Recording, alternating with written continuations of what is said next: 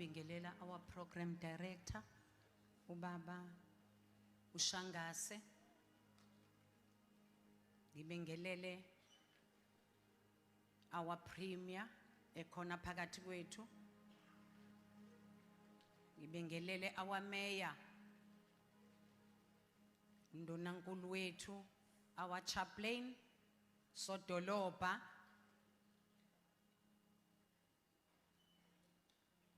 uMamongameli Zuma,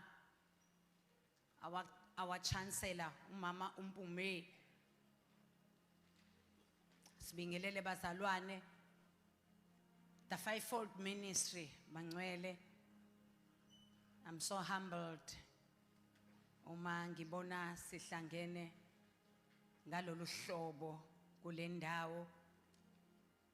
We are having the bishops here, we are having the apostles, we are having the prophets, we are having the teachers of the word, we are having the pastors, we are having all the protocols. Hulumeni wethu, Sokhaya wethu, umama uBishop Nhlapho, sibonge kakhulu mama uBishopi, sibonge eyincekwini kaNkulunkulu. Ngisaba ngisho nje ukubabala. We are having our bishops, siyambona uyangena uBishop uSikhali, abapostoli la, apostoli ubaba uDube, apostoli baba uKhumalo ekade suka la, abapostoli Lungi M Magwaza, Bishop Mkhuno baba uNgcobo. Angazi ukuthi ngingabala ngithini bazalwane. Amen. Ngicela ukuthi ngingabe ngisaqhubeka bangcwele ngokubingelela, but all protocol observed bazalwane. You are all important enikhona kule ndawo. Hallelujah. Sibonge bazalwane, sibonge leli thuba esilinikeziwe lapha. It's not ngoba sibaleke kakhulu kodwa we want to appreciate God ngempilo kababa wethu ubaba uGumbi ebekade owubaba ngokukhonza ubekhonza eAssemblies of God, kodwa akagcinanga kwiAssemblies of God. Ube ubaba wethu sonke, waba ubaba weCity, waba ubaba weSouth Africa, waba ubaba womhlaba wonke. We are so much humbled uma sikhuluma ngaye engasekho esenkosini, ubaba osebenze ngalolu hlobo.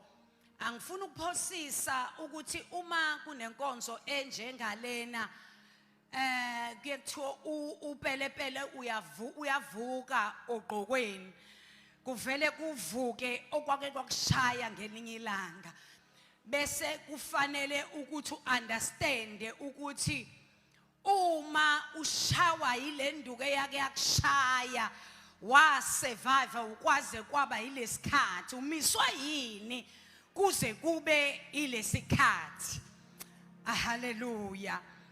Ngimile ke lapha because my time is limited. Ngizokhuluma bazalwane, ngikhulumele iGod's Army bangcwele, iGod's Army Evangelistic Ministries, okuyi ingqungquthela iministry eqanjwe umbono obekwe kubaba uJobe bazalwane, okuthi akuhlanganiswe wonke amabandla, kuhlanganiswe bonke abaholi, kuhlanganiswe bonke uhlobo lama-religious leaders, ukuthi kuzoqhutshwa umsebenzi kaNkulunkulu, ngoba wayeyibeka kamnandi lento ethi lo owase-Assemblies of God akehlise kancane nje, ehlisa amawindi ukuze abona abanye abantu.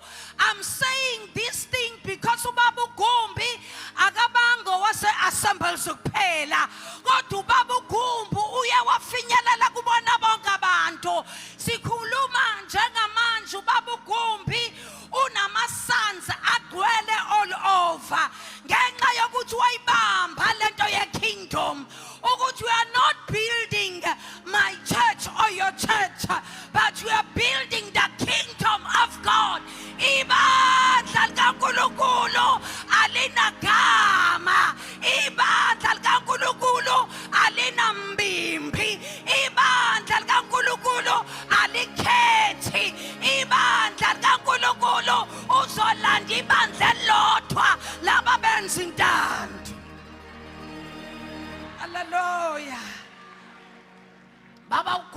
bazalwane bewubaba wethu. Amen. Bewubaba wawobaba baphethe amabandla. Sibonile spiritual feast.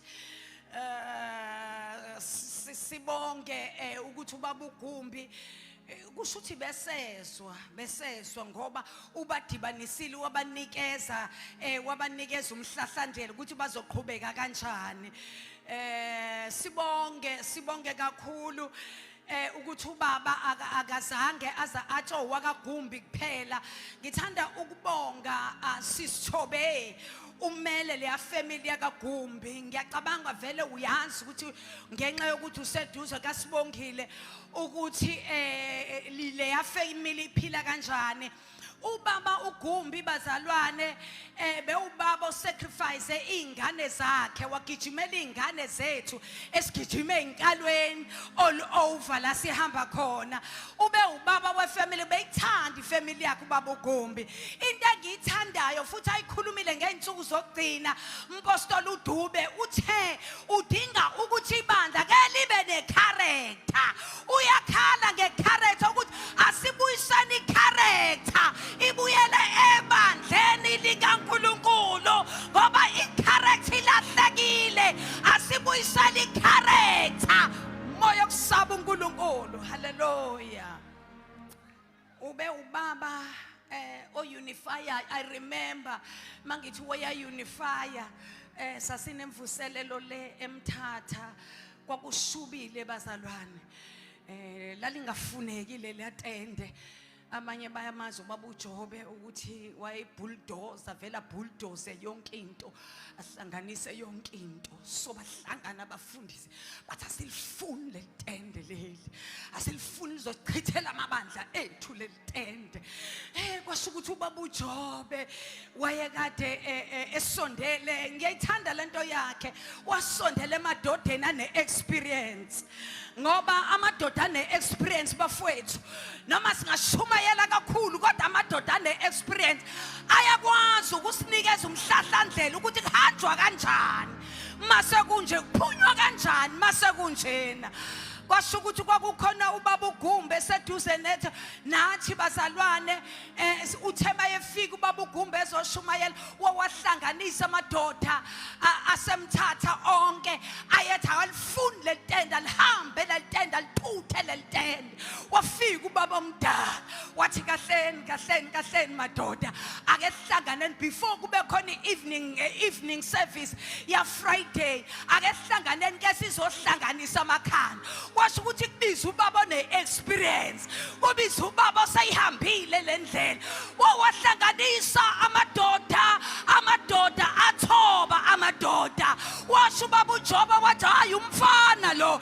Esho ubaba uJobe wathi umfana lo. Lalalani mina njengobaba omdala itende lahlala eMthatha kwasuseka imphefumulo baphila abantu abagulayo. uNkulunkulu wasebenza ngendlela emangalisayo ngenxa kababa omdala. Uyamdinga ubaba omdala nawe ebandleni lakho uyamdinga ubaba ozokubonisa ukuthi kuyahanjwa la akuhanjwa la ayiya ekhaya le ndlela.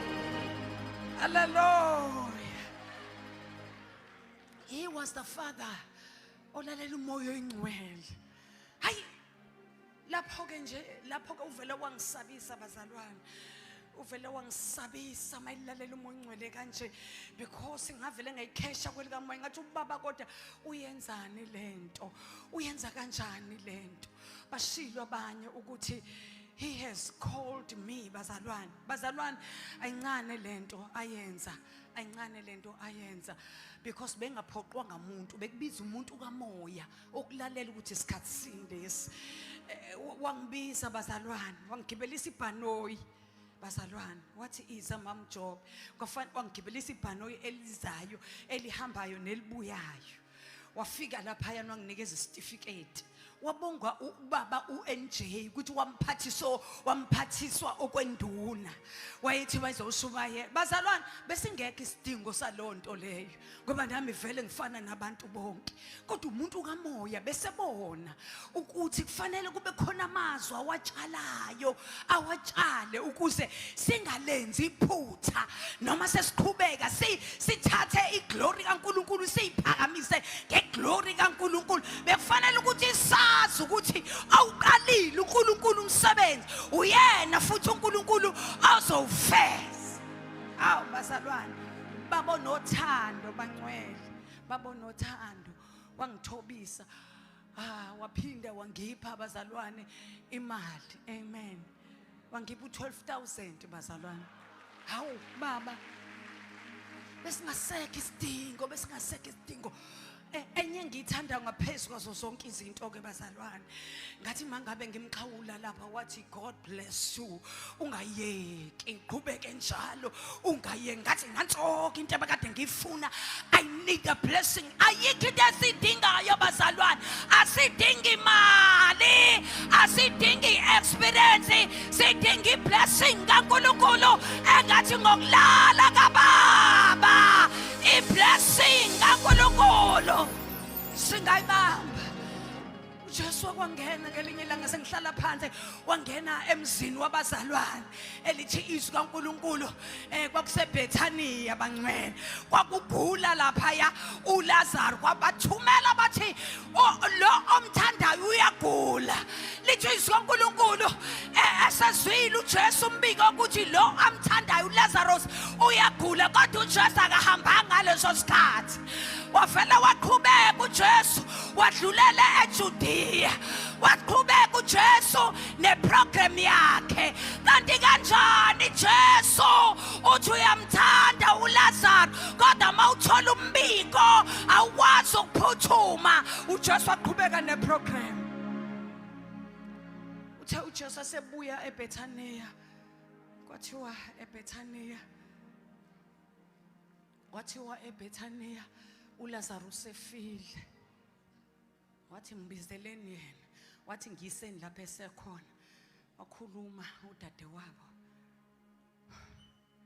wathi ukuba Nkosi ubukhona ngawumnewethu engafanga, mhlambe nathi KZN mhlaba wonke sisho njalo, ukuba Nkosi ubukhona ubaba uGumbe engahambanga. Bekufanelekile bazalwane, uma uhlamvu lukakolo lugqitshwa phansi lubuna bazalwane, khona into eyenzakalayo bazalwane.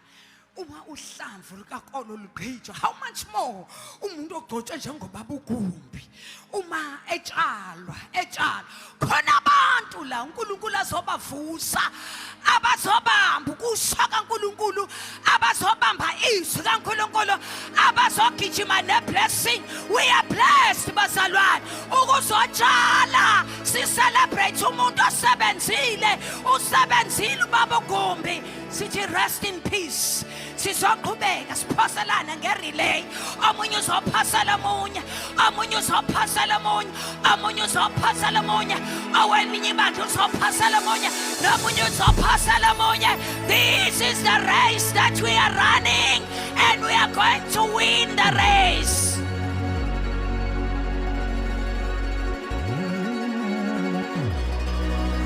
Hallelujah. Praise the Lord. Amen. Ayike siyabonga abathandekayo. Ayihlale phansi bamba umthetho. Ningasabi sihleli kumoya sikhiyile. Ukhiya ukhona uNkulunkulu kumina.